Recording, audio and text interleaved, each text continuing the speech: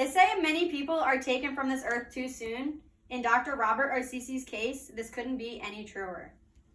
In this speech, I'm going to talk about his accomplishments, his early life, and how he changed the lives of many people. Dr. Robert Arceci was born May 22nd, 1950. He graduated from Trinity College in Hartford, Connecticut.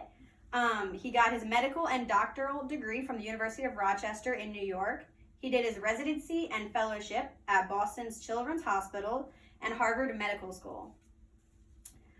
He was a very well-known doctor. He traveled to many places. Before he endeavored his trip to Phoenix, Arizona, which is where he spent a lot of time, he served as the director and professor of pediatric oncology and professor of oncology pediatrics at Johns Hopkins University and the School of Medicine. Once he transferred to Arizona, he became the professor of pediatrics at the University of Arizona College of Medicine. He was known for his work on basic and transitional research in pediatric hematology and oncology.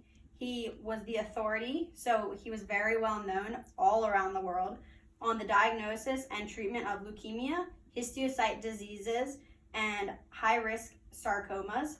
So many people don't know what that is, but leukemia is obviously a blood cancer. Histiocyte disorders occur also in the blood, and high-risk sarcomas are something that are not very common. And this was all done in young children, so between infancy and mostly the ages of 19. A really interesting fact about him, he created a movie called A Lion in the House, which stars 5 people, and it follows their lives as they struggled with childhood cancer. So he was a really great man. He changed the lives of many families. He actually touched my family when he diagnosed my brother with Langerhans-Selye histiocytosis in the early 2000s, and we are forever grateful that we got to meet him and be very close with him. He was a very personable doctor that was always willing to take phone calls whenever, wanted to be there for the parents, just a very all-around, really a superhero for children, and he saved so many kids.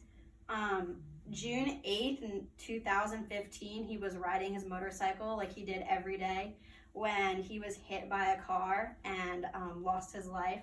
So he was taken way too soon and definitely didn't get to finish his journey here as he literally traveled the world to cure cancer. He was as you can see, he was just an all-around great guy who really was put on this earth to impact the lives of families and young children and save them. And he will never be forgotten. So thank you. Let me cry when I think about that person.